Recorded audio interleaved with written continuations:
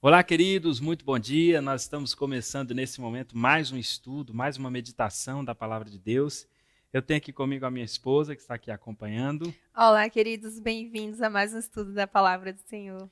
E nesta semana nós vamos estudar sobre princípios bíblicos sobre finanças. Então vamos entender quais são os princípios, aquilo que está na Bíblia, na Palavra de Deus, que nos traz luz sobre este assunto, para que possamos assim compreender cada vez mais. Deuteronômio capítulo 28, verso 2, diz: todas essas bênçãos virão sobre ti e te alcançarão, quando ouvires a voz do Senhor teu Deus. Então esse texto de Deuteronômio fala que Deus tem bênçãos especiais, bênçãos guardadas para aqueles que ouvem a sua voz, para aqueles que obedecem aos seus mandamentos. Ao mesmo tempo, o texto inspirado diz que ninguém pode acumular tesouro no céu sem que sua vida na terra prospere e seja enobrecida. Então, todo aquele que se empenha na causa de Cristo e se preocupa em ter uma vida honesta diante de Deus, essa pessoa ela tem uma vida abençoada aqui nesta terra. Ela tem uma vida de prosperidade. Quando eu falo prosperidade, eu não estou dizendo em ser rico, porque não é próspero somente aquele que tem muita riqueza, mas sim aquele também que tem uma vida digna, que tem o seu sustento diário para manter o seu lar, a sua família. E isso Deus promete, não falta na vida daquele que é fiel a Deus. Então, aquilo que é necessário para o seu sustento e para ter uma vida de dignidade, Deus concede.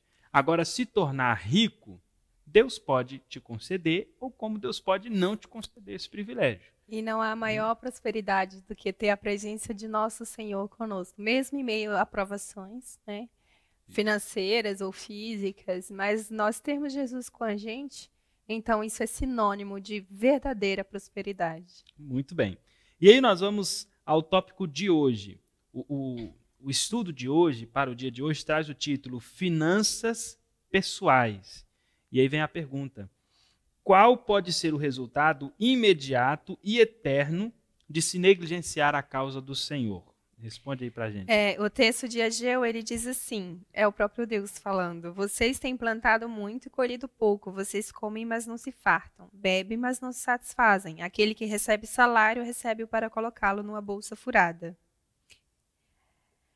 E por que fiz isso? Pergunta o Senhor dos Exércitos. Por causa do meu templo, que ainda está destruído, enquanto cada um de vocês se ocupa com a sua própria casa.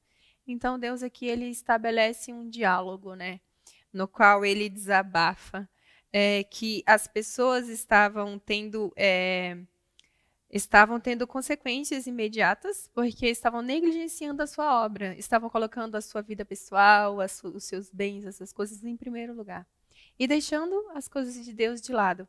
E isso traz consequências imediatas. Mas também nós vemos que traz consequências eternas, né? E essa é a mais grave. Para as consequências eternas, o final da nota diz: a negligência em confessar a Cristo nos registros contábeis também exclui você do grande privilégio de ter o nome registrado no livro da vida do Cordeiro. Então é solene, muito solene esse assunto, né? Porque está em jogo aqui a vida eterna da pessoa.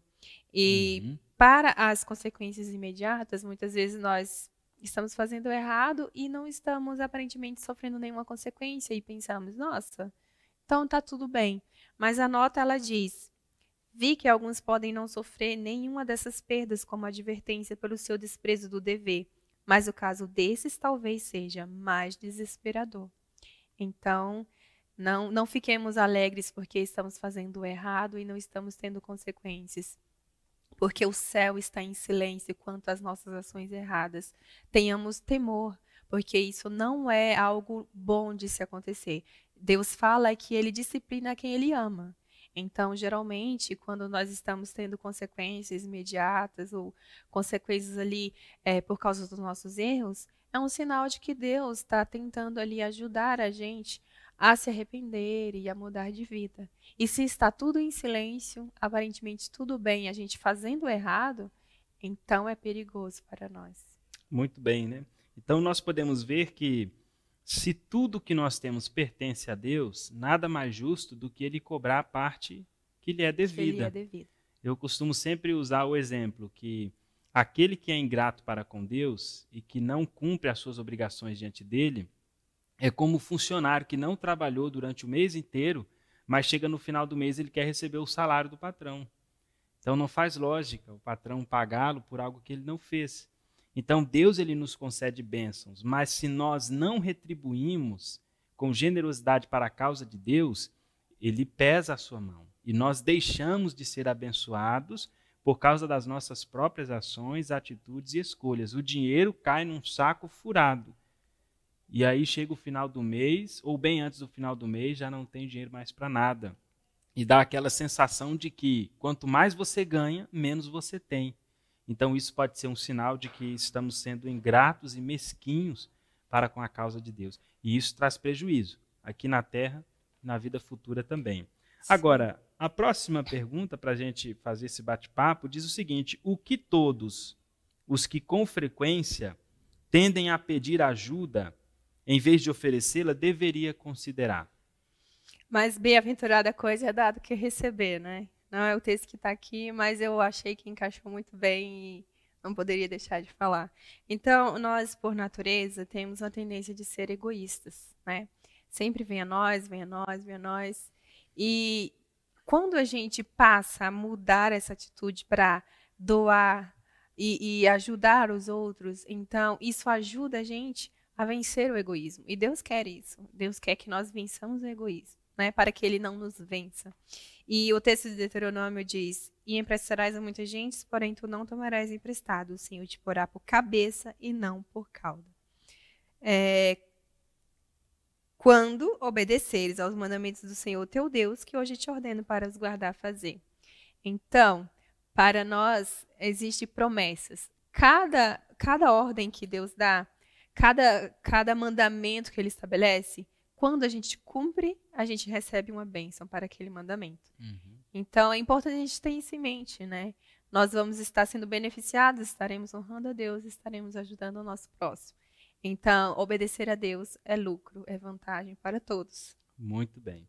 Então, a gente precisa fazer essa análise na nossa vida e, ao mesmo tempo, entender que nós passamos por provações, por dificuldades e, às vezes, nós podemos, em alguma circunstância, precisar da ajuda do outro. Mas a gente precisa entender que se o tempo inteiro eu estou só pedindo ajuda, pode ser que tenha alguma coisa errada comigo. Porque Deus ele está disposto a abençoar aquele que se esforça, aquele que se empenha, aquele que se dedica. Então, por que eu estou o tempo inteiro pedindo ajuda? Então, pode ser que tenha alguma coisa errada comigo. Às vezes eu não estou remindo bem o meu tempo, às vezes eu não estou desenvolvendo bem, ou não me preocupo com o trabalho, às vezes eu não estou devolvendo aquilo que pertence ao Senhor, e de repente, ao invés de eu ajudar, ao invés de eu contribuir para a causa de Deus, eu estou solicitando o tempo inteiro que a igreja ou que a causa de Deus me ajude. Existem então, a gente precisa fazer essa análise e ver como nós estamos diante de Deus, né? Existem casos que realmente a pessoa está passando por uma prova, muitas vezes Deus mesmo manda uma prova, mas é importante a gente fazer essa reflexão, né? Porque sempre é útil nós refletirmos e fazermos um exame para saber como estamos agindo. Muito bem. Então, ficou aí mais um estudo da Palavra de Deus para a gente poder meditar aí durante esse dia. Que Deus abençoe a sua vida. E amanhã, durante essa semana, continuará o tema sobre princípios bíblicos sobre finanças. Isso aqui foi apenas a introdução. Amanhã o assunto continua. Até mais. Tchau, tchau.